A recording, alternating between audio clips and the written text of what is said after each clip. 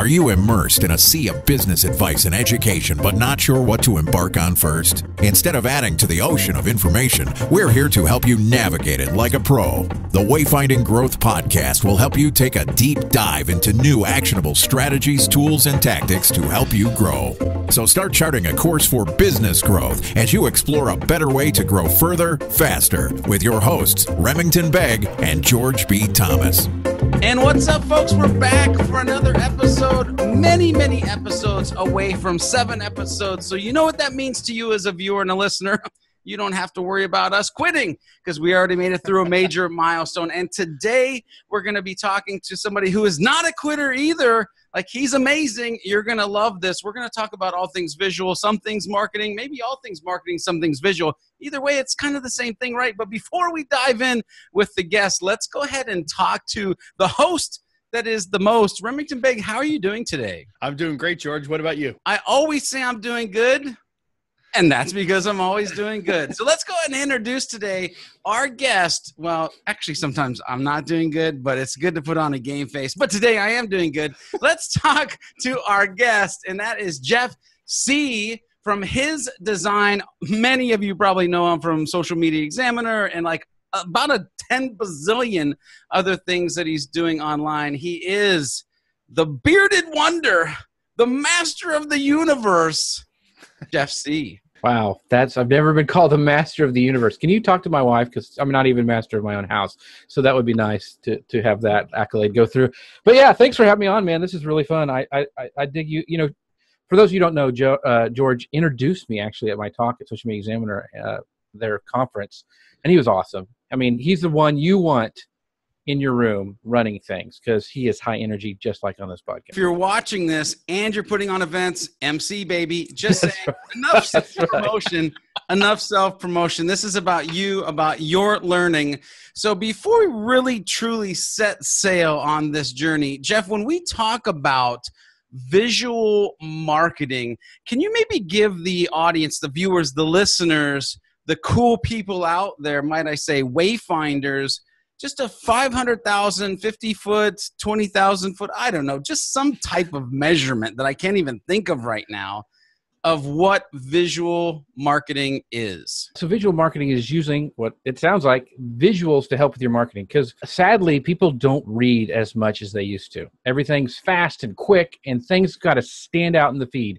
And if you don't stand out in the feed with social media marketing, you're not going to be noticed. You're not going to be, even blog articles need to have a graphic, need to have something that draws the reader, your potential reader in. And so visual marketing is all about using visuals to get your point across, tell your message, tell your story. You can story tell now in ways that, 5 years ago we didn't have these options to do. And so very exciting time, but visual marketing is taking visuals and using them to create a story or tell a story. I love this because there are so many platforms, there are so many ways, and I'm sure that we're going to soon dive into all of that goodness. So might I just start out by saying, all hands on deck, let's hoist those sails and set a course for your company's growth when it comes to visual marketing. Remington, where are we first headed on our voyage today? Now we're going to talk about navigational instruments. And by doing that, I know from a design perspective, it might be a way of thinking, but it also may be some actual tools to help you get the job done. When we're thinking about visual marketing, what are some tools that can set the team up for success? Let's take it kind of a big view. So one of the things that you have to do is, with all these networks, is you need to be out there. And as much as we'd love to be on Facebook or Pinterest all day, you need to schedule stuff. And so one of my favorite schedulers that does most all of these is a app called Agora Pulse. And I really like Agora Pulse, especially for social listening. Love it. I know the people who created it and run it, and a bunch of great guys, but I use that. Like, I just got back from vacation and I was able to monitor and post to Instagram. They're allowed now that Instagram allows scheduling, saves me a ton of time and not having to run around that. So I use Agora Pulse for everything. Now for Pinterest, which we'll talk about later, Agora Pulse can't handle right now scheduling Pinterest, and I use a great app called Tailwind, which lets me have tons of statistic, and also lets me schedule pins, and actually a new beta feature that they're using called smart looping, which lets me, like if I have a blog post, I can pin that like once a week for as long as I want to and keep it going. And it's very, very cool. Yeah.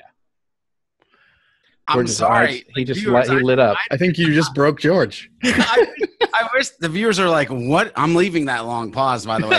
Viewers are like, why is the screen not changing? Because you said loop back. I like lost control of my body, looked at my camera and was like, wait, what? How have I not heard of this tool? That's amazing. Agorapulse I have heard of, by the way. I'm talking about the one that is Tailwind. Tailwind. For the viewers and listeners, Jeff, Tailwind, is it one word, two words, like maybe some It's one word, Tailwind. Just Tailwind. Tailwindapp.com, I believe it's their URL. They also do Instagram. They have a great tool for Instagram as well for scheduling and getting analytics. But one of the things that's very important when you're talking about a Pinterest tool, and especially if you're doing stuff for clients, there are other scheduling tools out there. There are ones that do something that's similar to the smart looping feature.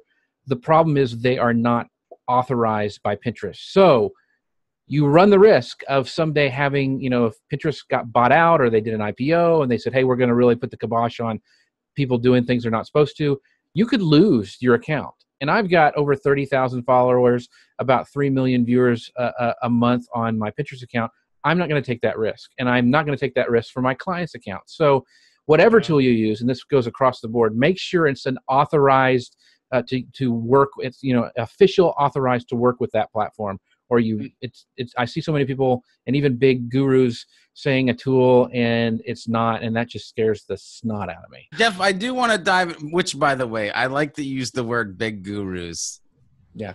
Yeah. Anyway, that's a whole different episode, people, that maybe we should talk about. I am curious though, because when I think of tools, and I'm kind of leaning into this because I was at your Social Media Examiner talk, which was absolutely amazing.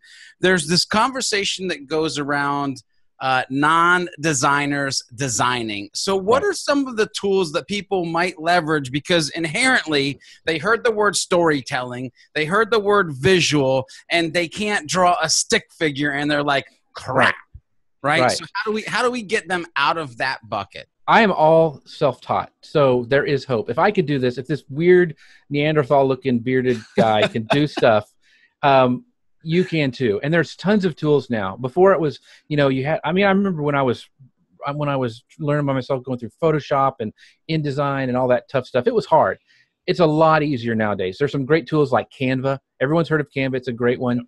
A new one that I've really been playing with and really like is called Easel, and it's EASIL. It's a group out of Australia. If you're familiar with Donna Moritz, she does a lot of stuff with them.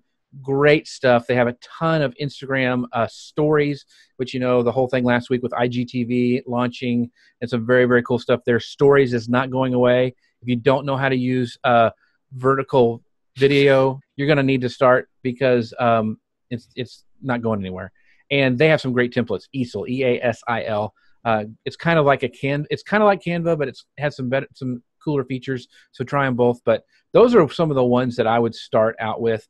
There's some great apps now on your phone that you can use. I use one called InLight that has some great filters on it. It's almost like a little mini Photoshop for your phone. And so you can find stuff that really can help you look really, really well and putting out some great content on your platforms. I'm going to add a little one in here. I love Word Swag. It's a good one. Totally dope. I'll also add in, if you're doing vertical video like Jeff just mentioned, there's also Luma Fusion, which allows you to do some real cool stuff on your mobile device or iPad.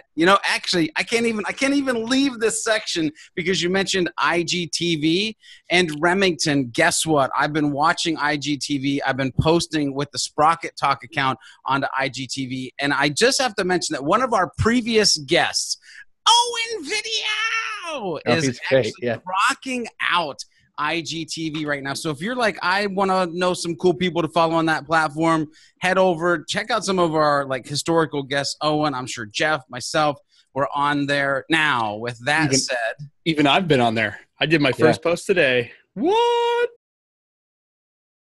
Everyone's like, oh, YouTube, it's going to be hard for me to break in those influencers. It's ground floor right now on IGTV. I mean, it is ground floor. It announced last week. You can create content. You can get people to start watching you.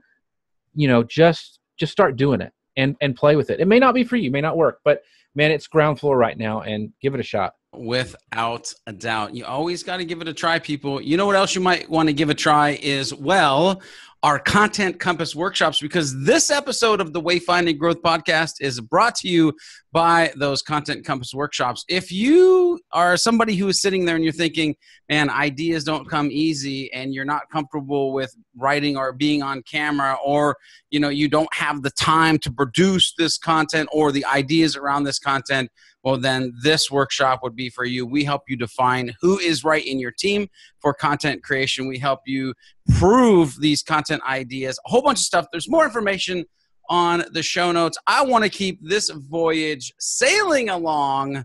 So Remington, where is the next stop? Where is the party place? So the next section is charting the course. So specifically to visual marketing, who needs to be the captain of the ship? Like, how can we really start from, as a brand, getting on board with this concept? A lot of brands, they're either stuck in a rut, they've been that way for a while, or they don't really, know where to go next. Well, one of the things you really need to do, and I have another little brand that I play with. I test a lot of stuff called Manly Plunder, where I sell like t-shirts and pens and, manly stuff.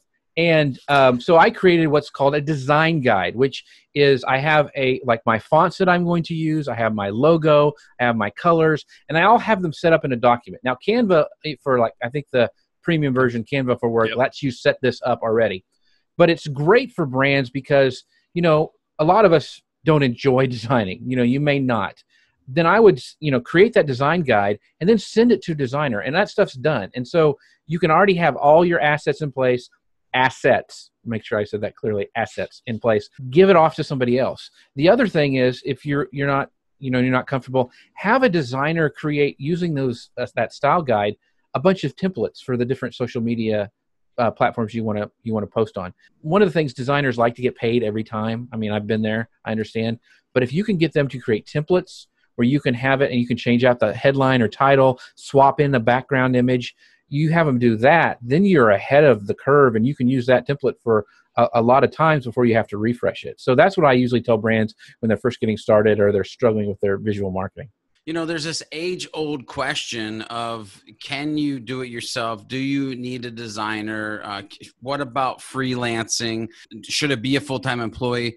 Talk to us about the company that's sitting out there, and maybe they're fresh in the water, or maybe they've just not really had this focus. And I love the way that Remington always positions this to me in real life. He's like, well, there's a good, better, best scenario here. So let's figure out what's the good, better, best scenario when it comes to freelancing versus designer versus learning to do it yourself? I would say, what do you like doing? If you like designing and you enjoy the process and it's not eating away of something that's actually making you money, it's part of the process of making you money, then go ahead and do that.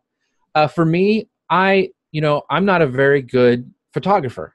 I'm a pretty good stock photographer. I know how to pick stock photos. And so that saves me time.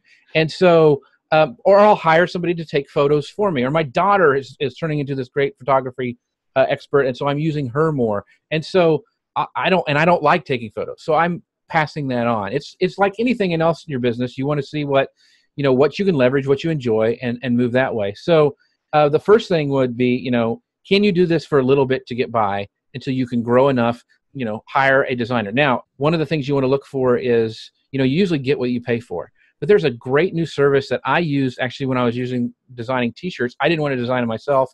I kind of wanted to give them the ideas and then approve them and stuff. It's called Design Pickle. And it's like one thing that you pay for one time and you let them, do your stuff with. I thought that was great. I got a great deal at Social Media Marketing World. I used them for a while and then I didn't need them anymore. But so that's an option.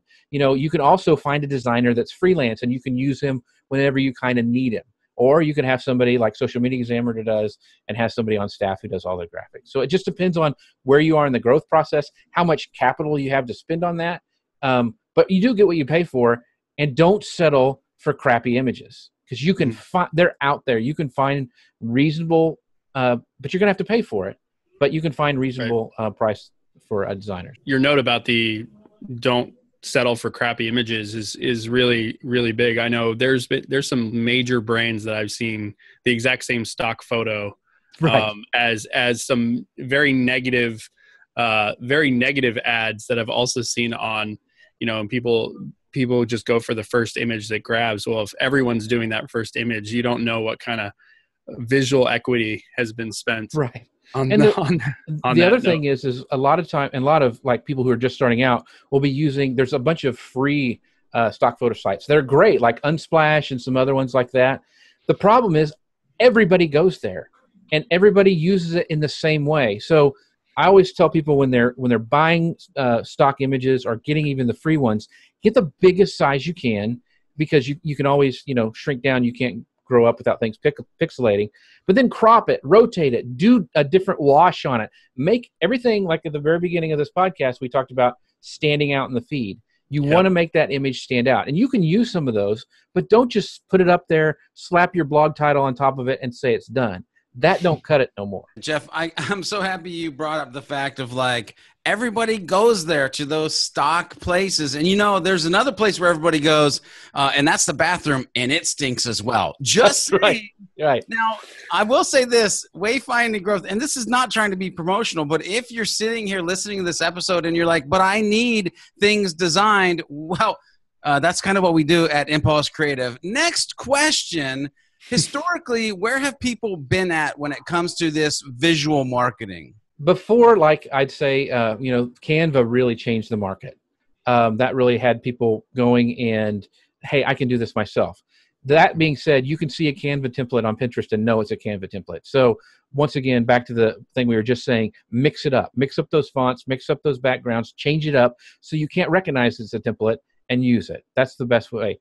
Before, I think people thought they didn't have the budget to do this, that this was only for the Cokes and the Pepsis to have a visual marketing or a design department.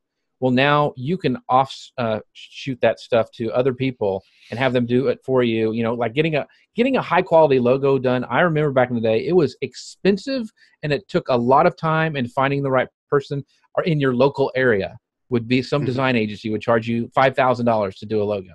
Well, you don't have to settle for that. You can get a really sharp looking logo for way less than that. Where should most companies start to look for from a quality or true north when it comes to visual marketing? Like, what's that thing that they should really start to think about? Look at different styles. And one of the good things about Pinterest is you can have a secret board and you can pin things that you like. And so, like when I went and did a photo shoot, the same kind of thing is that she said, pin stuff that shots that you like or backgrounds or whatever, so I know what to do, go with. And so that's helpful now, is collect those things, but don't be one of those people who come, I've had them like, make it look like Coke, but different. That doesn't help a designer, or make it more younger. What does that mean? So you need to know the terms, Yeah. So, right. I mean, you've got to know what you want, first of all. And so otherwise, it's really hard for designers to figure out what you want. If you have like, here's 6 or, things that I really like. I like the style. All my stuff is all retro looking. So everything that I do is retro, cool, the way I like stuff. And so I know what fonts to use and how to grunge it up or what colors or, that's just my style. I know it. I can make it work. And so that's what you need to know. Do you want to have a super modern one? You want a really clean, minimalistic look? I mean, what do you want? And that's what you need to start with if you're rebranding, especially. And what story do you want to tell? Mine fits in with my brand. I mean, I always wear these bowling shirts. That fits in with the retro thing. Don't just think what's going to show up on your letterhead. Think about, how's that going to look if I do a live show? How's that going to look if I put it on a logo bug at my Instagram post? How's that going to look, if I animate it? All those things you need to start with and start looking at. And one of the old rules of, figuring out a logo or a brand is, how does it look in black and white?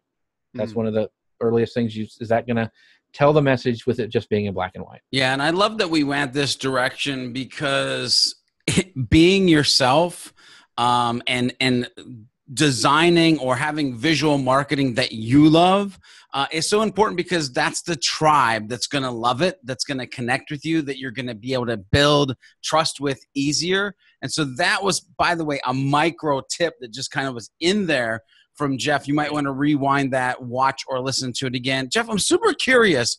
What are some like actionable tactics, things that people, brands, individuals could do right now today to get started with visual marketing for their business? First of all, run all your branding through your phone. Look at those images on your phone, because so many things, and I see a lot of people do this on Instagram. The trend is, that super scripty font, especially for like wedding brands or stuff like that. You can't read a word of it if you have a smaller iPhone. It's in that scripty font. You can't see it. And people are zinging through that feed. Does it stand out? Can you read it? Is it, we just talked about IGTV. They blatantly said, this is mobile first. We are wanting it to show up on your hand, watching it, consuming it that way. We want to make it easy that way.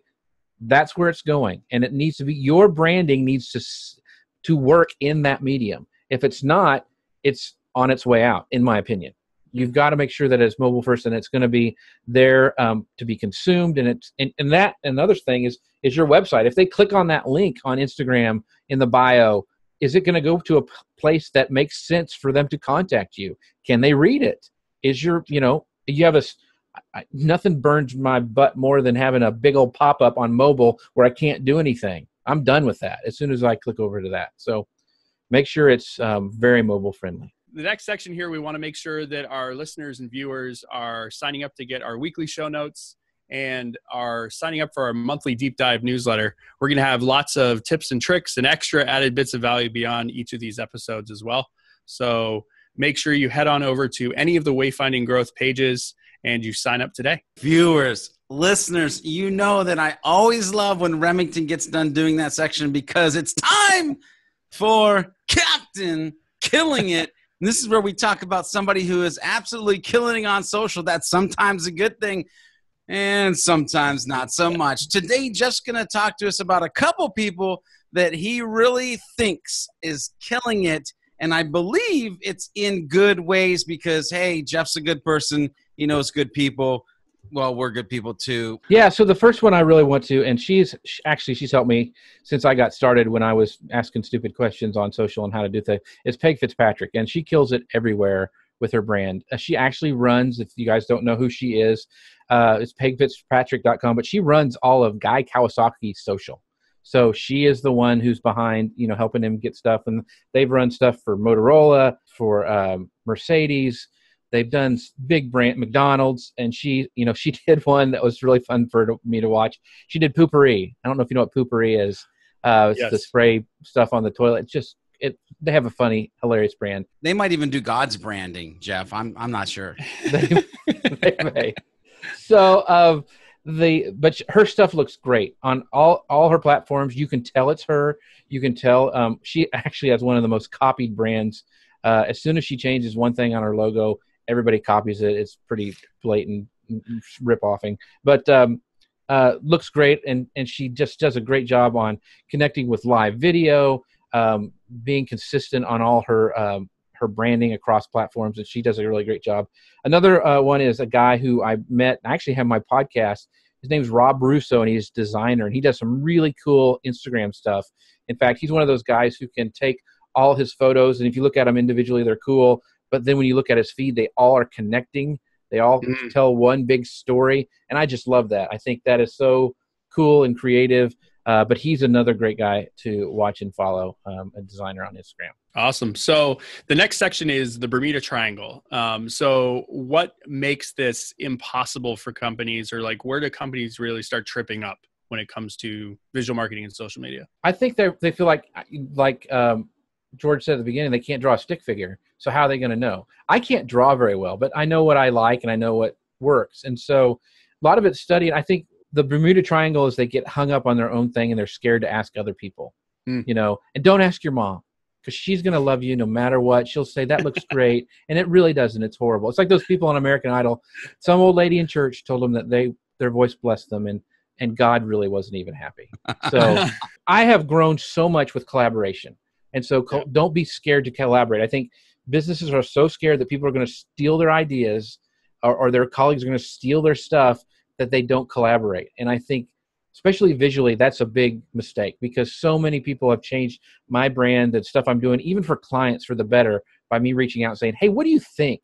Peg, what do you think? Paige sends me all her slides before she presents stuff, and I send her mine before I go presenting, and we can talk visually, this works or this doesn't. And that's huge. I think brands are scared about that, and that's a big thing. And the other thing is they don't want to pay anything, and they think they can do it themselves, and sometimes that's a big mistake. And I think it's funny because the next question is, why do those who try fail, when attempting this voyage? I think it's because you're cheap and you don't want to collaborate with people. So yeah, well done. we kind of answer that. But wrap it up. I do, wrap it up, drop the mic. I do want to dive deeper because I'm super interested in the potential of the answer to this question, because in this case, I don't know if it's so much a person, maybe, or a mentality, maybe. But when you think of visual marketing and you think of the journey that that you've gone on, Jeff, that many might have to go on of like self-taught or understanding who should do this, like what is the pirate to watch out for in this scenario? I think one of them is you have one success and think you know it all. I think that's one thing. You have one graphic that does really well and you think, I don't need anybody else to help me. I've got it.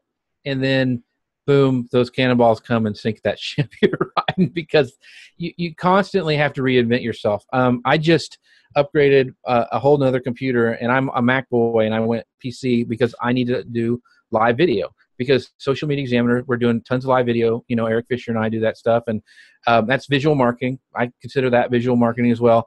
And I needed to up my game and keep it going. And you have to invest in yourself. And I think that's the big thing too, is invest in that course that you may need to take to help you become better. Invest in that piece of software. I know you've done this, you both have done the same, but you've invested a lot of money and time in your own company. You just don't take that money and go, hey, I can go buy me a new boat. No, you invest it back in yourself with education and tools. Just like a mechanic needs good tools, you need good tools to create content. And so instead of that's how I grew my business. Is I slowly bought a better camera, and I slowly learned how to do Photoshop. And but you fall forward, I guess, in everything you do. Fall forward in everything you do. There's the nugget. Yeah, that's well done there.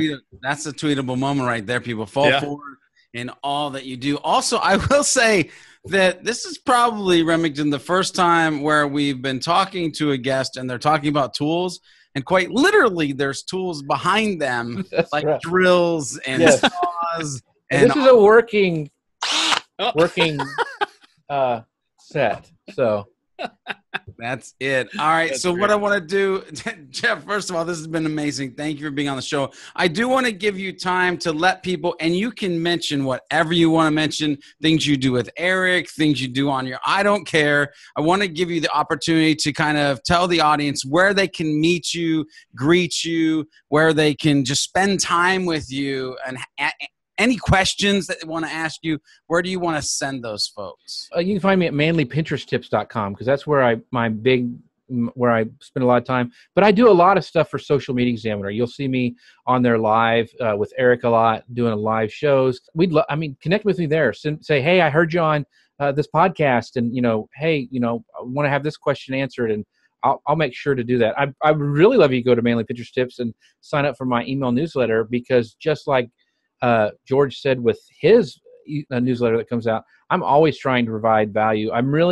This year I've been trying to up my email game. I've been putting out a newsletter every week, and I tell what's happening in social media, but also give you a tip and tool. And I'd love for you guys to connect with there. And I answer every email I get sent. And folks, I will tell you, if you haven't noticed in this interview, if you spend any amount of time, and I'm sure this is in newsletters, in person, Jeff has a very interesting yet funny sense of humor that will come through everything that he does. Look, I want to take time to thank you, the community, for your listenership and your viewership, or maybe you're doing both, probably not doing both, one or the other. I'd love to know, are you a listener or are you a viewer? You can always let Remington or me know. It's Remington at impulsecreative.com or George at impulsecreative.com. You should also connect with us.